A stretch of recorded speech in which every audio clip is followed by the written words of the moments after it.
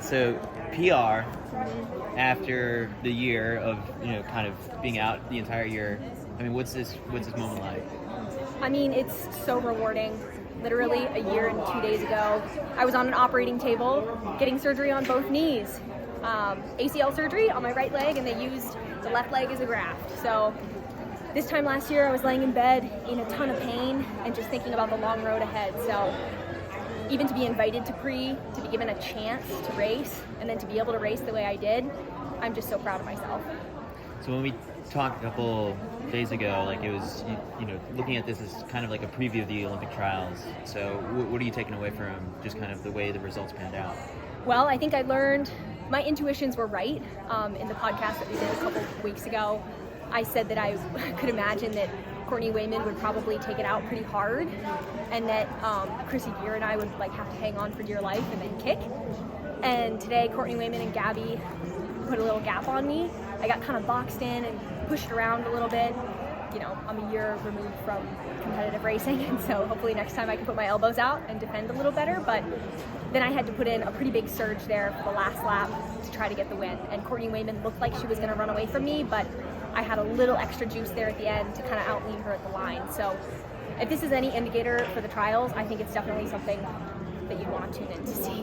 What was the rehab process like? When did you get back to running? What were the hardest parts about the rehab? The first month was probably the hardest. I could barely walk, and I was super immobile for that time.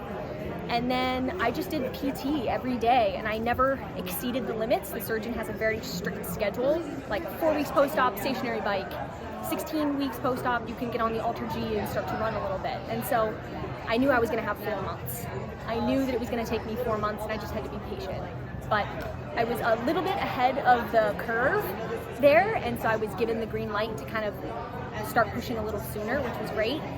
But I didn't really start doing track workouts until January of this year, and so I kind of had to just be patient and keep this in mind and never go too hard, but always kind of ride the line. There's been an epidemic of American steeplechase injuries in the water pit, between you, Hillary Bohr, Emma Coburn, and Courtney Frerichs. Why do you think that is? Is there a unifying factor? Well, I'm no scientist, so I really don't know. I've heard people talk about maybe the plates in the shoes are putting people in slightly different positions. So when they're landing, maybe the plates have something to do with it. I know sometimes if you're taking too many anti-inflammatories, it can weaken tendons and ligaments, and they're more prone to rupture. So if people are taking hardcore anti-inflammatories, they're always at risk. And a lot of pro athletes do have to take those in order to stay healthy.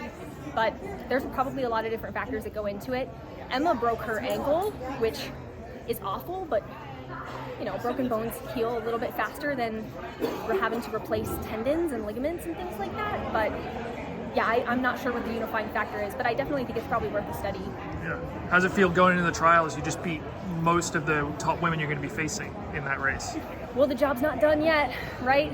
I got to go do it, 2 more times basically. So I think it's going to be harder than ever. I had the benefit of being under the radar here for a long time, but now obviously there's probably a target on my back. I'm going to be the one to beat. But I think that if people are going to want to beat me, they're going to have to run the kick out of me. So I think that it's going to be a killer race at the trials, and may the best woman win. I guess the time prediction is something that you've been kind of pretty spot on. What is it going to take to make the team? After today's race, does your prediction for that change? I haven't had an opportunity to look at the finishing list, so I don't really know. I mean, I know that Wayman was right on the. I think it was 3 under 920, right? Something like that, yeah. Well, then it's going to be even. It's going to be even more crazy. It's going to be more hectic. I was thinking that maybe a woman could win with a 9:15, but we just proved that it's going to take faster than a 9:15 to win. So I think we're going to see a classic Emma Coburn, Courtney Frerichs type of race where you're going to have to run 9:09 to win, and that you're probably going to have to run sub 9:15 to make the team. And so just new characters, though. New characters, and we're all going to get better. We have 3 weeks, right? I mean, I look at myself 2 weeks ago, I ran 9:27. 2 weeks later ran 9:14 or whatever. And so I think it's going to be hardcore this year. All right. Congrats on the PB. Thank you.